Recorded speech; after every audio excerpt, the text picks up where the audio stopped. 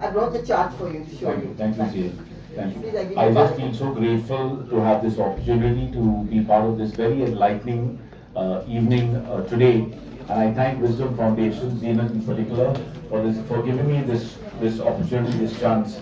Once being a priest, I'm also a preacher. So once there was this preacher in the course of a very long sermon.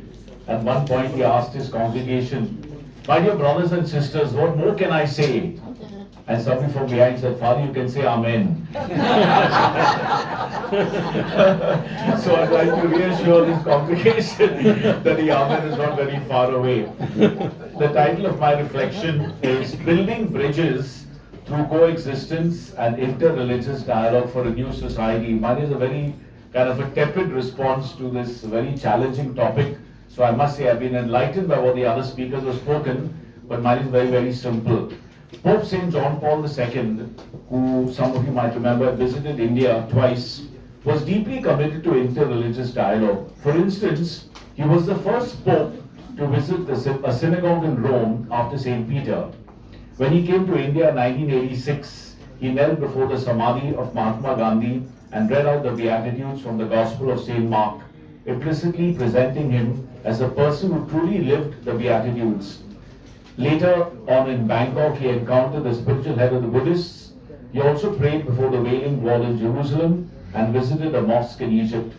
But perhaps most significant of all was the meeting in Assisi, was the meeting in Assisi in 1986, when he called together religious heads from all over the world to pray for peace.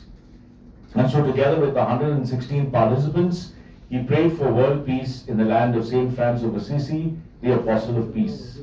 On 7th November 1999, when he met representatives of other religions in Delhi, he said, "We encounter each other to discern and welcome whatever is good and holy in one another, so that together we can acknowledge and also promote the spiritual and moral truths in religions which guarantee the world's future." My dear friends, indeed to be religious is to be interreligious.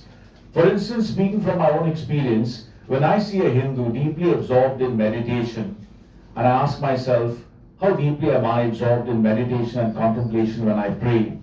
Or I see a Muslim responding to the azan and offering prayers in public, and I ask myself, do I have the courage to profess my faith in public? Or I see my Sikh sisters and brothers offering langar, and I ask myself, what am I doing to eliminate hunger from the face of the earth? And then I realize that the commitment of my brothers and sisters of other faiths challenges and deepens my own following of Christ. Pope John Paul II, in his encyclical Redemptoris Missio, presents 4 forms of dialogue, because you're talking about solutions, 4 forms of dialogue that can foster fellowship and meaningful encounter at different levels. First, the dialogue of life. In the course of living together, people of different faiths spontaneously testify to the values that they cherish, values of love, understanding, forgiveness, service, and so on. And there's no attempt to try and proselytize or preach, but they testify spontaneously, and in the process they are breaking barriers of indifference and building bridges of relationship. Second, the dialogue of prayer.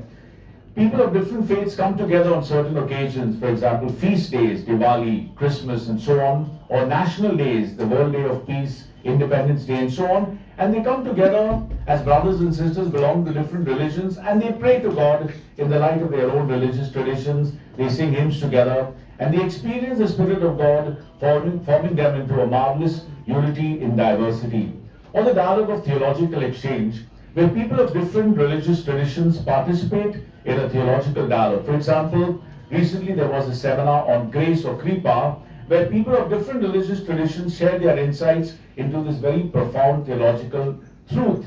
And the experience of the process, not an attempt to try and show one religion as superior to the other, or come to some kind of a lowest common denominator, but recognize the differences and the similarities in the different religious traditions, and in the process experience mutual understanding and respect. And finally, the dialogue of social involvement, where people of different religious traditions create a kind of a platform of common values, and inspired by these common values, they respond to various social issues in society. And so we have the phenomenon of Mohalla committees and ALMs. Indeed, all these four forms of dialogue are intimately interconnected. For Mahatma Gandhi, both in his life and teaching, the key concept of Satya in the Upanishads and the ideal of Satpurusha were deeply interconnected. He perceived that Satya is not merely the enunciation of a statement, but is fundamentally a mode of being of the Absolute. And so he stated, truth is God. And so for Gandhi, it is not just living by the truth, but in fact living the truth in reality that we can experience and approach God. Similarly, Jesus Christ did not say, I proclaim the truth, but he says, I am the truth. This key insight reminds us that if the practice of our religion does not succeed in making us truly human and humane, then perhaps we are not living up to the high ideals of our religion. And closely related to our religious practice that enables us to become more humane is the concept of inter-religious hospitality. In the Taittiriya Upanishad, our sages advised us to treat a guest of God, a guest as God, Atiti Devo Bhava. So, in the course of interacting with one another, we welcome each other, we experience hospitality, we share hospitality with one another, and we also warmly welcome the truths of others. Gandhi, who came from a devout Vaishnava family, relates that his father offered hospitality to Jain monks as well as Parsi and Muslim friends, and through these informal interactions, he inculcated in him a respect for other faiths. Building on all that we have said so far, we propose coexistence as an effective means to foster greater unity and solidarity in society, wherein two or more groups living together respect their differences and seek to resolve their conflicts amicably. The concept of coexistence, which emerged in the context of the Cold War between the USA and USSR in the 1950s, had originally a negative connotation and was understood in a restricted sense. The emphasis was on non-aggression and non-interference. However, over time, it has evolved and stands today for the need to positively manage growing diversity and intergroup relations, both within communities and nations. Consequently, rather than perceiving diversity as a handicap, coexistence challenges us to embrace diversity for its positive potential. It follows then that for relationships between different ethnic, religious or social groups to be positive and sustainable, it is imperative that equality between them is highlighted, interdependence is fostered, and eventually goals to regenerate society are spelled out and realized together.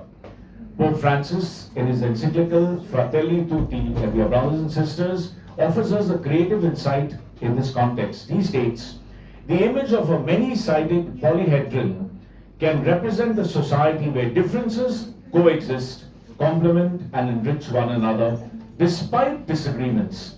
Each of us can therefore learn something from the other, since nobody is useless or expendable. We need to also find ways to include those on the periphery who probably see aspects of reality that are invisible to those at the center of power. In practice, therefore, coexistence would include mediation or reconciliation of conflicts, advocacy around issues of immigration, ethnic or cultural rights, and so on.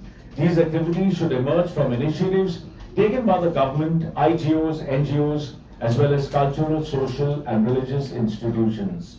Finally, although researchers imagined that modernization and globalization would cause society to become secularized and religions to fade away, paradoxically, religions are still exerting an influence and are even becoming increasingly important in the political sphere, with shrewd politicians manipulating them to suit their political ends.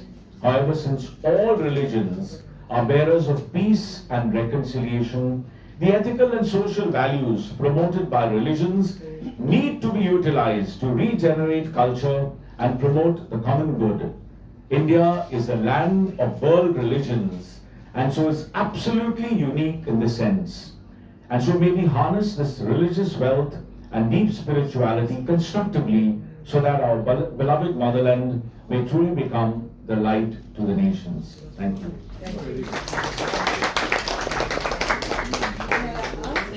Thank you so much for, I think, interreligious dialogue is part of what we have gathered here today for. And now I gave Dolly Thackeray, everybody knows her.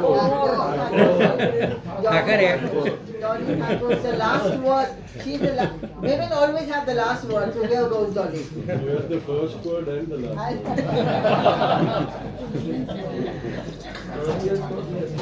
Well, I can't tell you how thrilled I am to have been here in the company of such esteemed people, people that I have known and respected enormously. The first one, of course, is Kumar Ketkar, who I've known for many, many years now, and the Chancellor Mungekar, who I've also known, and everybody else, or Tushar Gandhi, who I think it was already 50 or 60 years since we've known each other, certainly. So you can imagine my relationship with each of them has been enormous. So which means my commitment to the causes that they believed in are the causes that I believe in. And I have stood for them throughout my life.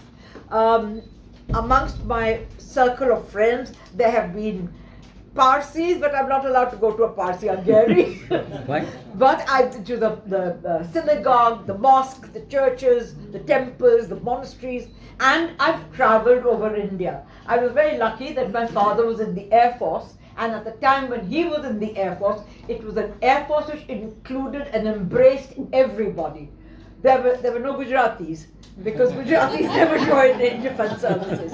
But there were, and there was no discrimination between North India, South India, East, West, or what you ate, what you followed, what festivals you celebrated. I mean, it was all inclusive. And that is the mentality that has been seeped into me. And that is what I have grown up with. And I remain that today, and I pass that on to my son, of course, and the servants who've worked with me. There was a vegetable woman who used to come to the house, and she said to me, "Babu, kaun se glass mein pani peeta hai?" So I said, "Kaun se glass mein?" "Ye glass mein." So he said, "Magar hum to is glass mein nahi pee sakte." I said, "To mat piyo." And I changed her, and she went around telling everybody in the building, and she converted them to thinking in a different way. I mean, I didn't have to go at her with hammer and tongs, but she also understood it. She was a 12-year-old girl at that time. The two people that are working in my respective families are a Bihari and a UPI, and they are teaching me so much more. Of course, they were totally uneducated. The boy who works in my house was only a third standard pass. But he educated his brother and sister to be 12th standard pass in the village in Gonda. I'd never even heard of Gonda till he came to work, and he only has been working with me for 3 years. But he has taught me so much about sacrificing and working and educating others. And he tells me a lot of things which are now on the mobile, because I don't have time to read everything that comes, all the mails that come in and all the messages that are sent. And he is teaching me that. He came to me saying, "Mujhe khana banana nahi aata." Today he's teaching me all the things that have to be cooked. He's a vegetarian. Well, he said he was a vegetarian, but he's cooked everything in my house. And there are certain days when he says, "वो चल रहा है, आज मैं मांस नहीं खा सकता." तो ठीक है, you know, I mean, but it's such a collective gathering of everyone, and in our own ways we are converting people. And they are aware. They're very aware of what is happening. You know, we think just because they're the working class that they are not, but they're all very aware of what is happening. Now, I wear a bindi, and I'm known for my bindi and my bangles. And I have been known for years, and lots of people on the street come and say, "Arey, aapki chudiyan aur aapki bindi to hum bhul hi nahi sakte." And this is about 50 years ago when I was on the news and I was a somebody. Today I'm nobody. But they still come up and remember those things. And the point is that I was born in Kohat, which is in Peshawar. That's where my father was posted at that time. And I'm boasting a little, but the India-Pakistan match was being played in 204 between Pakistan and India in Lahore. And I was one of the few that was invited. So I sent, when the visa forms came, and I know that in both the countries, the city that you put in is the only city you can visit. You cannot visit any other city. So I sent my visa form back and I said, I'm sorry, I want to go to Karachi, Islamabad, Kohat and Lahore. Lahore right last, so that I'd be there for the cricket match. The form came, my visa came back only with Pakistan, with Lahore stamped on it. As it happened, I was going to Delhi 3 days later, and I was staying at the Ashoka, and sitting next to me at this Nusrat Ali Khan concert was the Pakistan High Commissioner. And so I told him, and I said, just the man I want. I brought my passport and I want you to stamp it. And he said, come tomorrow morning and I will do it. And the next morning I went and I had my passport stamped for every city in Pakistan. And I went to all those places. And another thing that I was told when you go to Pakistan, in those days I used to wear sleeveless. I was younger, I used to show off a little more. So I wore a sleeveless and they said not to wear a bindi. So I said, oh, to hell with you, who are you? I went everywhere, I wore my sleeveless, I wore my bindi, and nobody ever stopped me anywhere. In Lahore, I was walking down what is a kind of a Connaught Place area. And sitting outside one of the jewelry shops was a beautiful looking man in pristine, that white that you find in Pakistan you never find anywhere else. That it's a gorgeous shining white. And he was sitting with a big gun in front of that shop. And I said, how am I going to go past this man now? And I was really shit scared, forgive my language. But as I walked past him, he said, I love India. But, you know, those are the lovely memories that I have of growing up, of the people that I have met. And I do, my circle of friends includes every single community. My best friends are Parsis, even though they don't take me to the Gary. But I was brought up in Kanpur, my father was in Kanpur and they were Parsis, so you know, a lot of Parsi friends I had. Farooq Dhondi is one of them, if anybody knows who that is. And so, you know, that is the kind of upbringing that I have had. And I love the fact that I have this courage. I will keep marching. It frightens me to think of what is being done and what is happening to my country. You know, the idea of India that I was brought up in. And it breaks my heart. I mean, a couple in a bank manager of a cooperative bank, the chairman of a cooperative bank, forged an MP's signature on forms to get some kind of a contract for some roads and things, for worth only 10 crores. These days 10 crores is nothing. That was 10 crores. And to think that he's a chairman of a cooperative bank in UP. And he is doing things like this. The children that are being killed and the accidents that are taking place are not amongst the poor. Two Mercedes at 4 o'clock in the morning on the Worli Bandra ceiling 2 days ago collided against each other.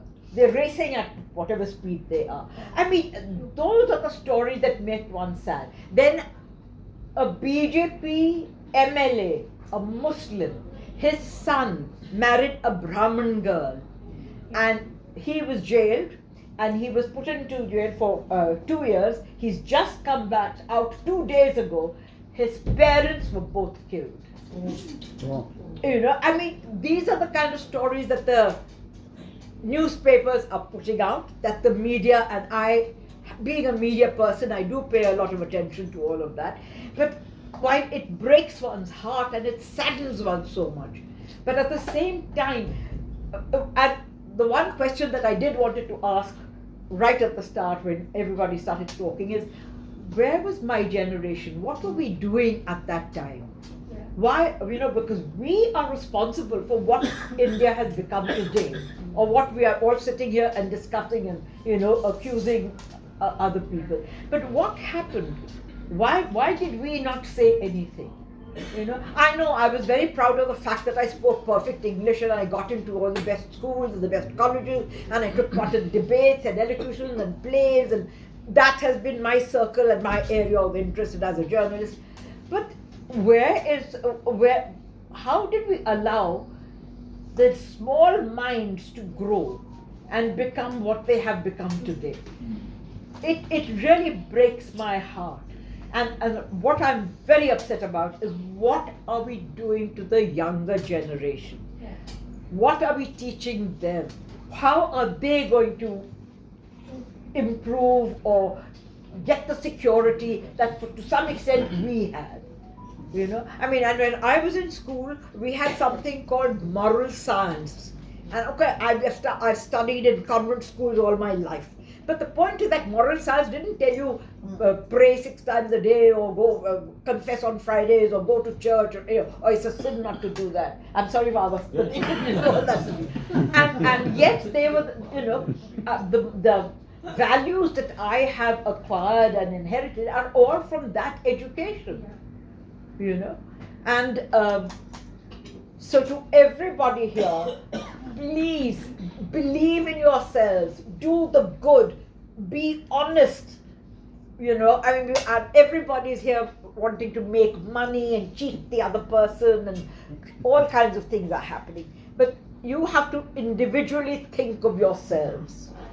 And I do see some faces that I do know. I know Mohammed is a very good friend of mine, and a great intellectual who I feel that's small when I'm talking to him. But he's a journalist, and he's always there to support causes. And as I said, I have lived my life amongst all the thinking individuals, all the greats, including Panditji. I was only 11 years old, or no, I was 15 years old when I met Panditji. And I must tell you an interesting story. Panditji, I went to the All India Youth Festival in Delhi, and we went to the Talkatora Gardens. And then it was done that every university, it was an All India University thing, and we were to go to Teen Murti. In those days, Teen Murti was the big place, and have a photograph taken with Panditji. And so I sat on Panditji's left, and he put his hands on my shoulder when he got up. I didn't wash that choli for 3 months. But that is the kind of respect, love, adulation that you had for, and one didn't question if that is the world we were brought up in, and that is the life that we knew. And the kind of respect that we were taught for our teachers, not elders, I won't say elders, but for teachers certainly, is the respect that I still have for the people that have taught me. I know all their names, I still keep in touch with them. Now that is the kind of value that our young children should be taught and brought up with. And I'm sorry, I'm not somebody who goes down on my knees and prays every day. I don't ring bells, I don't raise my voice loud to pray and let God hear me. But sorry, I got the man sitting next to me and he hears what I'm saying.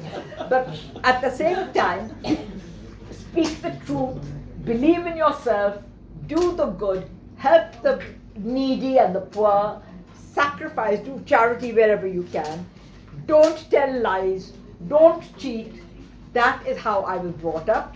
That is what the message I would like to give to everybody, and lead a good life, because I am very happy being who I am, and I'm 80 years old.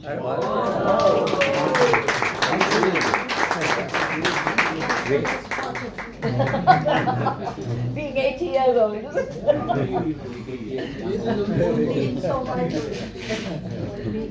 Thank you so much, Dolly. Please give her a very big hand. That is what we are here for, to try and get the best within us and to stretch our hands out. Yes, there are things happening. There are, we have experts here. Kumar Ketkar ji, Dr. Mungekar ji, and Dr. Ram Punyani, Tipse ji, by Tushar, my friend Tushar, and Nirmala ji, Mr. Bana, all of them.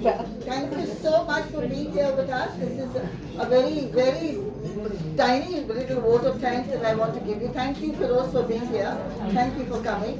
And what the message that Wisdom Foundation wants to give is that we, the citizens, like Tushar has said, and like Dolly has pointed out, we have to look within ourselves and we have to take the step forward. We don't have to say you did and he did and he didn't. And when, Sarosh has said that people in Parliament have to be educated in the mind and in the heart to be sitting in the well of Parliament, which is a very sacred place to be in. And when they're ruling a country and the responsibility that goes on with that, we have to see to it that we get the right people out there. And I know you're tired and I know we are all thirsty for a cup of tea. There's just one little thing. Would you, like to say something? I want to thank Keshav ji, Prabhu ji from ISKCON to be with us. I want to thank the Reverend Dr. Rahul ji, the Venerable Rahul ji to be with us, who's sitting right next to you, Sarosh, a very great thinker. Thank you, sir, for all your time. I want to thank all the religious leaders of Baha'is, of Father Bishop Irwin, whom I have known for I don't know how many years. I want to thank everyone and give the bouquet of flowers. I think we should repeat that first. The first is for Kumar ji. Kumar, my chief guest, and my dear friend, and one of the founders, advisors to the Wisdom Foundation.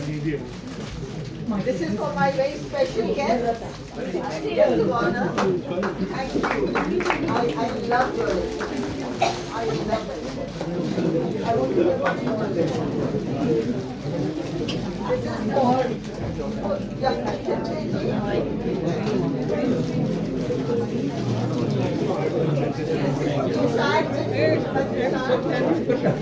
I didn't see you ever sitting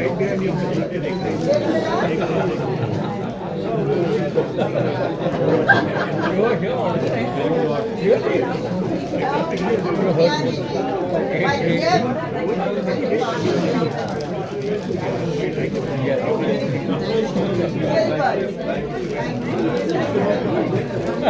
I know, that's why I didn't notice you.